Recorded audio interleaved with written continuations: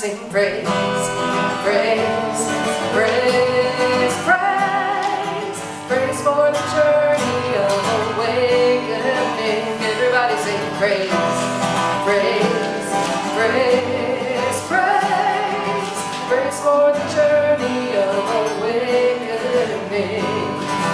I'm on a journey of awakening to the presence of God within me, expressing peace, joy, love, and harmony on this journey of awakening. Everybody sing praise, praise, praise, praise, praise for the journey of awakening. Everybody sing praise, praise, praise, praise, praise for the journey of awakening. I'm on a journey of awakening to the presence of God within me, expressing peace, joy, love, and harmony on this journey of awakening. Everybody sing praise, praise, praise, praise, praise for the journey of awakening. Everybody sing praise, praise, praise, praise, praise for the journey of awakening. Praise for the journey of awakening. Yay! Well, welcome everybody back to the center. It's nice. Welcome. It's nice. It is maybe a little cooler, but that's okay. I think it's beautiful. We're not getting wet at least. Okay, I'm Bruce, and on behalf of Rev Donna Maurer and the Board of Trustees, I'd like to welcome you to the Sonoran Desert Center of Spiritual Living.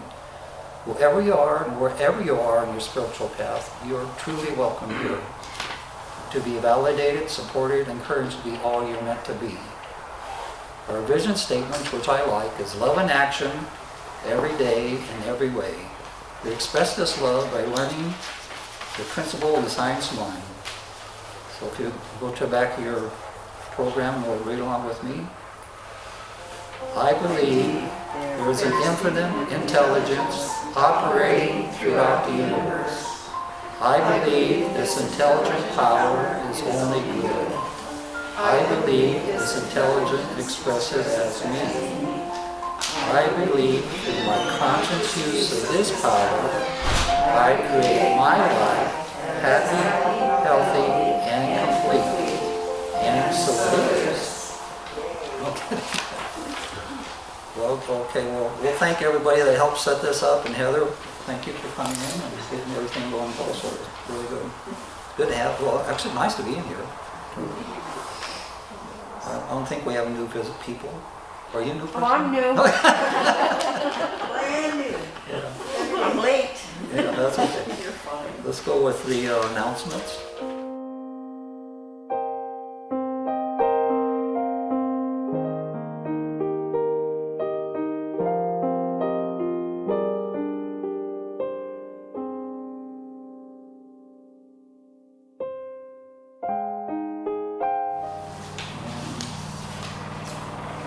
Please turn off your cell phone.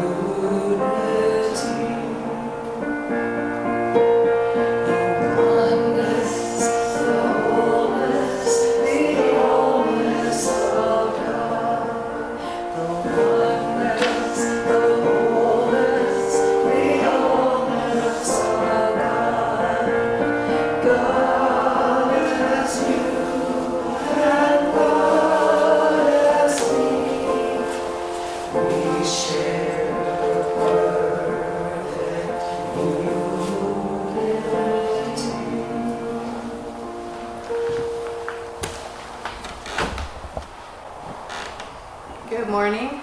Good morning. My name is Louise and I'm your practitioner today. And we're going to start with an invocation. There is only one life, and that is the life of the infinite. The life permeates itself and is all there is. I know that this one life, if at the very center of all there is God. I know there is nothing that can, does, or will exist outside of the infinite presence of God. God is all there is. I know that at all times God is expressing itself in, through, and as me. And knowing this truth for myself, I know it for each individualized expression of God that is here today and that is not here but is here in our thoughts. Right here, right now, God is and we are. We are each the way the divine shows up on this earth. I know this sacred service is an expression of God through each one of us here today as we manifest the energy taking place as this divine meeting right here and right now. It is from this knowing that I now speak this word for a perfect and divine service. I speak this word knowing that Rev Donna's message today is already divinely blessed. And I anchor this by saying, and so it is. So my reading today is from the Four Agreements by Don Miguel Ruiz. It's actually, I found it in the back of the book. There is a section called Prayers. Please take a moment to close your eyes and open your heart and feel all the love that comes from your heart. I want you to join with my words in your mind and in your heart to feel a very strong connection of love. Together we are going to do a very special prayer to experience a communion with our Creator. Thank you, Creator of the universe, for the gift of life you have given me. Thank you for giving me everything that I have ever truly needed. Thank you for the opportunity to experience this beautiful body and this wonderful mind. Thank you for living inside me with all your love, with your pure and boundless spirit, with your warm and radiant light.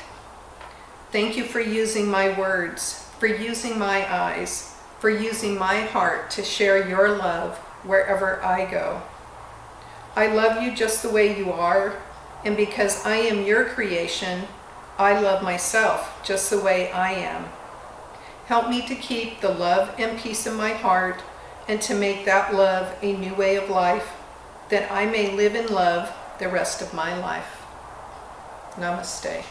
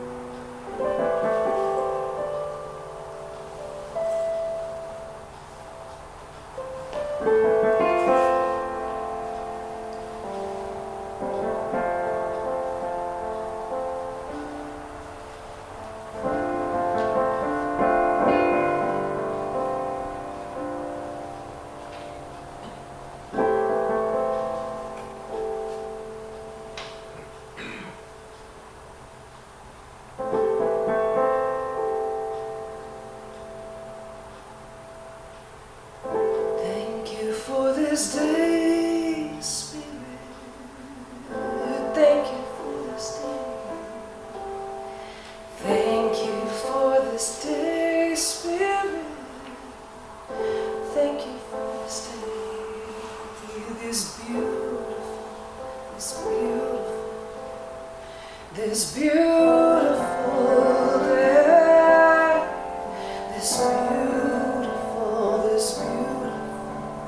This beautiful day.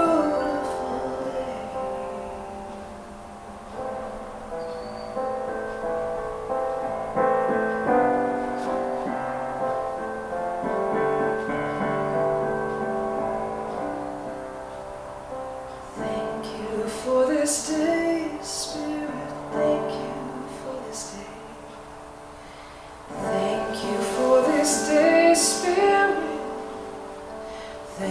you for this day, this healing, this healing, this healing day, this healing, this healing, this healing day.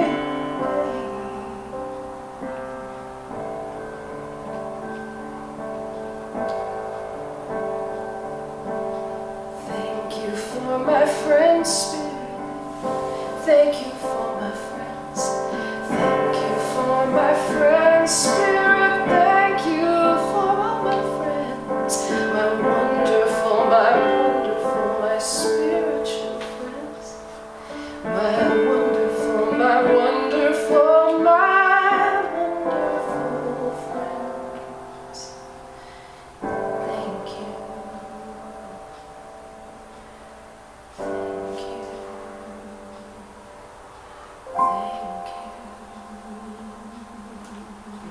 Thank you. And so it is.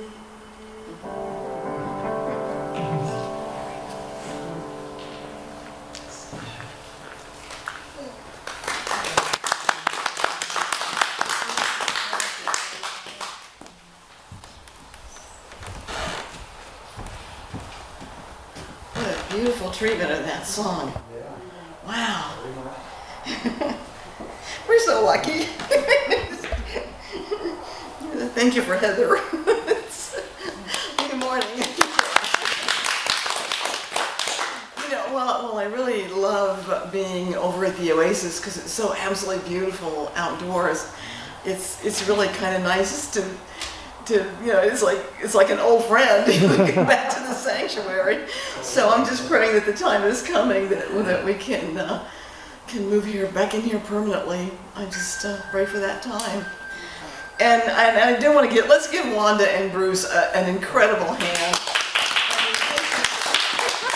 They sanitized everything. They set up for us, and they even lugged the lectern over from the Oasis. So we're really, really blessed.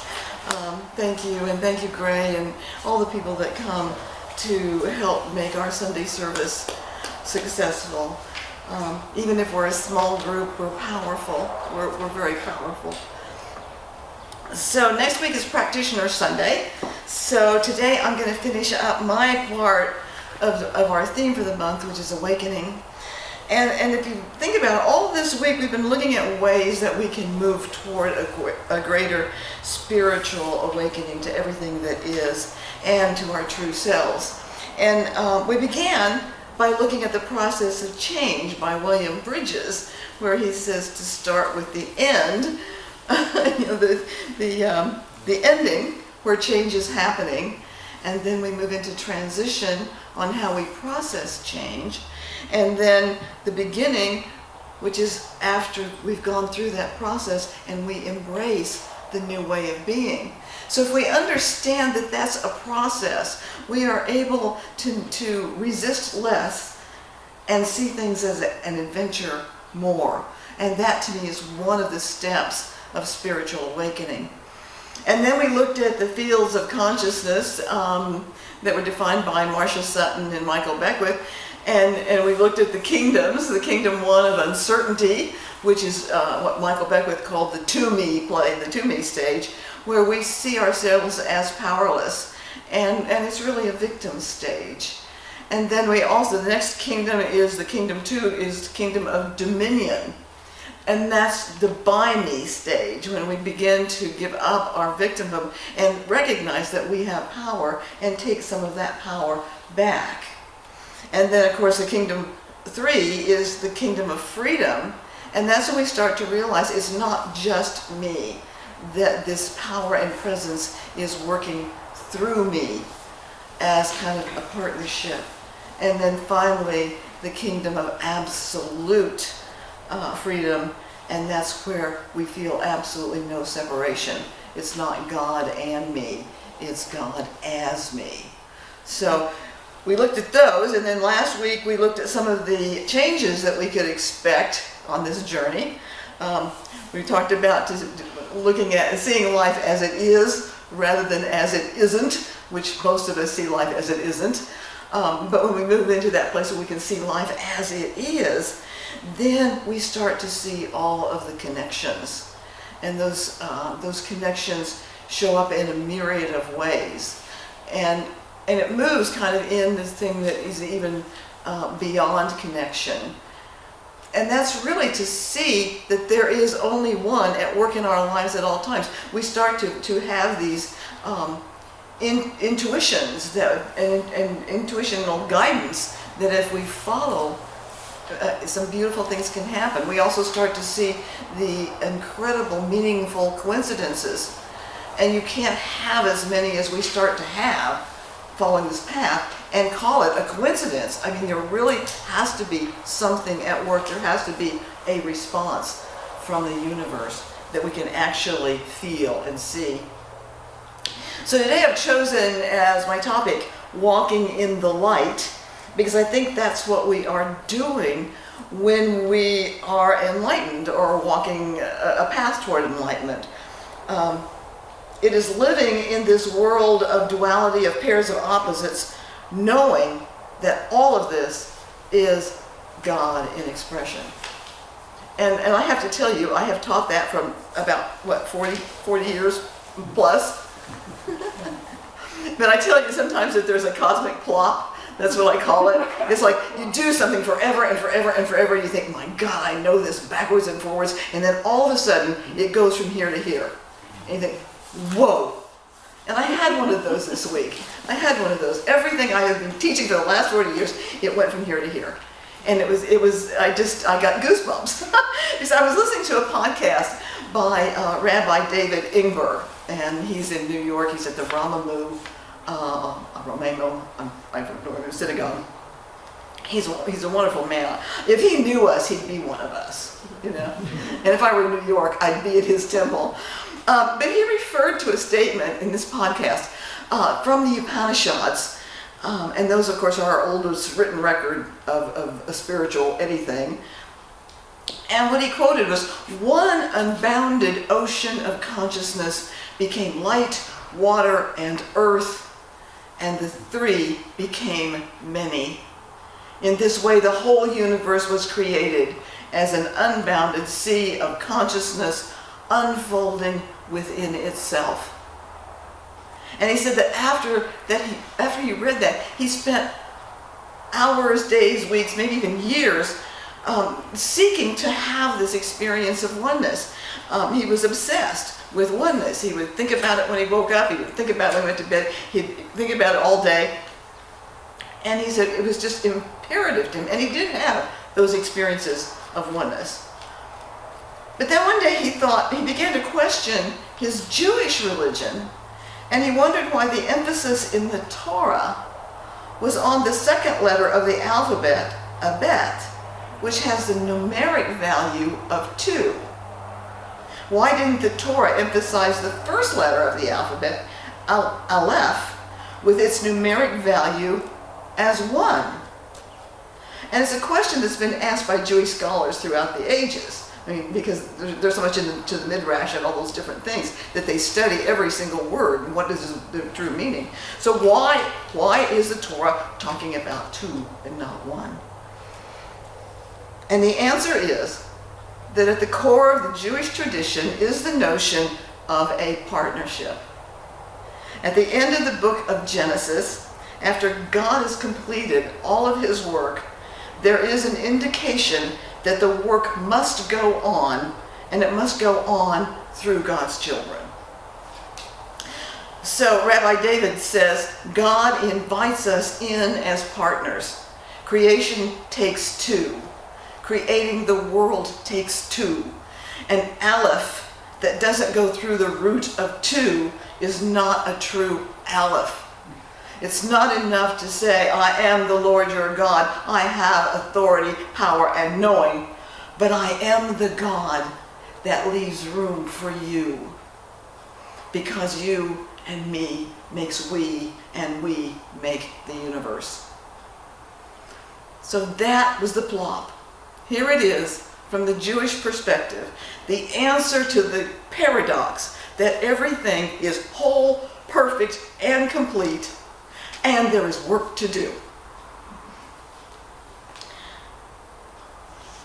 If oneness is not expressed through the other, if the oneness of God is not expressed through you and me, then it is not a true one. And I got the sense this morning, it's like a coin. You cannot have God without having us. It's one. And that's the sacred partnership. You know, our founder, Dr. Ernest Holmes, expresses it this way: it is not enough to soothe ourselves with a consoling thought that God is good. We believe that anyway. We believe in God, all right. We believe in good, all right. We believe in the law of mind, but that is not enough. All scientific induction and discovery is for the purpose of finding out how laws work. All scientific deduction, all invention and use of laws is for the purpose of using them the way they work. So in other words, no matter how enlightened we become, if we are not using what we know, if we're not expressing what we know, then we have not fulfilled that sacred partnership. And that I think that this is one of the reasons that Ernest Holmes loved this statement by Aurobindo: we exist for the delight of God. I love that. We exist for the delight of God. If God is absolute, then within God there is only an unbounded sea of consciousness. There is no time, there is no space. Creativity occurs within space and time. We are the expression of that sea of consciousness. So we are created from and are part of that which is whole, perfect, and complete. And we are born within time and space so that we complete the partnership to be the hands, the heart, the voice of spirit on earth. And we must live our lives from that elevated understanding so that our thoughts, our actions, and our life becomes a blessing on the earth. Ernest Holmes says the heartbeat of the universe is at the center of every living soul, and the presence of God within us waits patiently for our recognition. We must awaken to the realization that a divine partnership has already been formed between the seen and the invisible. We should daily feel a deeper union with life, a greater sense of the indwelling God, the God of the unseen and of the seen within us. So that's my understanding of both awakening and enlightenment, which is what we're talking about this whole month. There are moments of enlightenment when we are immersed in the whole and we know it.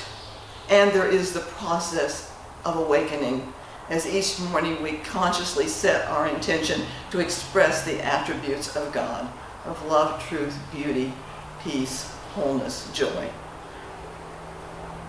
And one of the things that means then is that we have to keep tabs on our ego.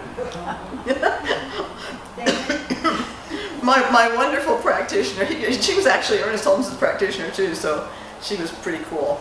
Her name was Vitura Papke, and she drilled into us, and I know you've heard me say this before, she would over and over again, we must stand guard at the portal of our mind. We must stand guard at the portal of our mind. What are we thinking? Where are we placing our importance? What are we letting in? Because what we let in, what we dwell on, what we think about will become the effects in our life. And at that point, are we keeping our sacred partnership, or are we letting our ego dominate? And yesterday I watched a YouTube of Eckhart Tolle, and he was talking about this, and he said that so often the ego goes after something, gets it, and it's not satisfied. So, okay, I got my Mercedes, I drive it around, I feel really powerful, and then, we go, so what? So what? What's next? Okay, how about a relationship? Okay, I'll look around. Okay, I found a really great relationship. Well, that lasted 2 days. And then it says, I know, I'll go after enlightenment. Well, right there we're doomed. Because the minute that we think we have to make something happen is the minute that ego has taken control. And when we let our ego be in control, we've stopped the entire flow. There is no way that enlightenment, which is letting go of control, can occur through the ego that only wants control. So enlightenment, awakening then, is the result of our recognizing the truth that God is all there is and living from that place. So we don't get enlightenment. We don't go after enlightenment. We let the truth shine through us. That's all we do. We let what we already are shine through. Edwin Gaines says, "Let your light shine so brightly before men and women that they see God in you. And seeing God in you, they will know then that God is in themselves as well. Let your light shine. Let it. You don't have to make it shine. You only have to let it shine." Yeah, I had a friend who had a mystical experience. He was a tail gunner, I think, in World War II. He was actually a friend of my ex-husband's. But in the middle, I mean, sitting in that tail gunner position, being fired upon, he had a moment of absolute peace. It was like everything left, and there was only the one. And the problem with that is that he spent his entire life trying to recreate that situation. Every time we were with him, that's all he would talk about. It was like he was obsessed with trying to make it happen, and we know that doesn't work. So it's kind of like that the story of the fish, in the water. And I want to tell that story, but I want to tell it from the words of Anthony DeMello, because he's got a caveat to it. Excuse me. Okay, it starts, "Excuse me," said an ocean fish. "You are older than I, so can you tell me where to find this thing that they call the ocean?" "The ocean," said the older fish. "Well, that's the thing you're in right now." "Oh, but this is water." "What I'm seeking is the ocean," said the disappointed fish as he swam away to search elsewhere. He came to the master in sannyasi robes, and he spoke sannyasi language. "For years I have been seeking God. I have sought him everywhere that he is said to be, on the mountain peaks, the vastness of the desert, the silence of the cloister, and the dwellings of the poor." "Have you found him?" the master asked. "No, I have not. Have you?" What could the master say? The evening sun was sending shafts of golden light into the room. Hundreds of sparrows were twittering in a nearby banyan tree. In the distance, one could hear the sound of highway traffic. A mosquito droned a warning that it was going to strike. And yet this man could sit there and say he had not found God. After a while, he left, disappointed, to search elsewhere. And then he finishes with, "Stop searching, little fish. There isn't anything to look for. All you have to do is look." Yeah. So it's when we stop looking for enlightenment and just look at everything in sacred partnership that we awaken to the light that is already within us. And that light then shines forth from us naturally, effortlessly, because it is the expression of who we authentically are. And when we are just looking, we see it everywhere, everywhere. There's a wonderful line on it that I think is so sweet. It's in the color purple. And it's when Shug and Seeley are walking through a meadow of flowers. And Shug turns to Seeley and says, "I think it pisses God off when you walk by the color purple and in a field and don't notice it." And that's the sacred partnership. The flowers are there to delight us. And when we're delighted by them, we exist for the delight of God. That's how God is delighted, by our expression. It's the only way that God can feel or know this stuff is through us. Through us. The Absolute can't know this. Only we can. That second side of the coin. You know, through Rabbi Inger's podcast, I learned why I really love the line from Joseph Campbell that we are here to joyously participate in the sorrows of the world.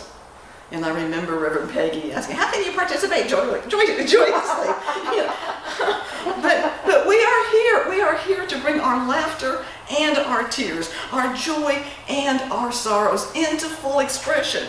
And when we stand secure in that sacred partnership, then we do participate in all of it with an inner sense of joy, with an inner sense of peace, even as our heart may be breaking.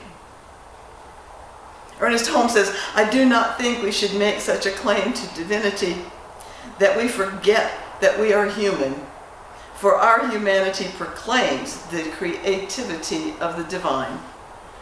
Human we are, doing the best we can and ever seeking a fuller realization of our source.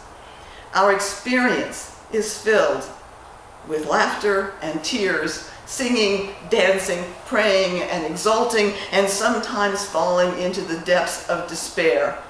We need to have a good-natured flexibility toward all that we encounter, not fighting against life, but cooperating with it. So, as I conclude for this time of spiritual awareness seeking, I don't think enlightenment is a place that we reach. I think it's the way that we walk on the earth. It's the way that we shine our light, or it's the way that we let the light of God shine through us. And yes, we pray, we meditate, we study, we read sacred literature, we walk in nature, we do those things. But all of those things are like the finger pointing to the moon and not the moon itself. The student asked his master, is there anything I can do to make myself enlightened? The master replied, as little as you can do to make the sun rise in the morning. Then of what use are the spiritual exercises that you prescribe? To make sure that you are not asleep when the sun begins to rise. So here we are. We're looking at these two aspects of life. The first is from the infinite, one unbounded ocean of consciousness. Or as Ernest Holmes says, there is a universal mind, spirit, intelligence that is the origin of everything. It is first cause. It is God. It is the one life back of everything that lives. And there is that aspect of life from the perspective of duality, humanity, the three becoming the many, the one God, one life, expressing as you and as me. And that's why that we can say and we understand everything is whole, perfect, and complete, and there is work to do. As we walk in the light, we believe and affirm that God is the invisible partner in our lives, and affirm that divine love goes before us and prepares the way. And that light that shines out from within us will keep us steady on our path and will be a light for others to find their own way. And then we will be the heart, the hands, the voice of spirit on earth, so that all that we say and all that we do are a blessing to the world. Thank you, my dears. Namaste.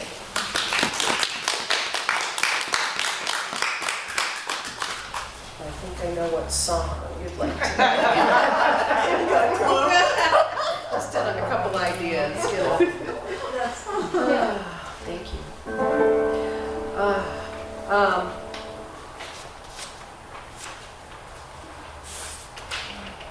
Can you tell I'm really loving being on the piano again?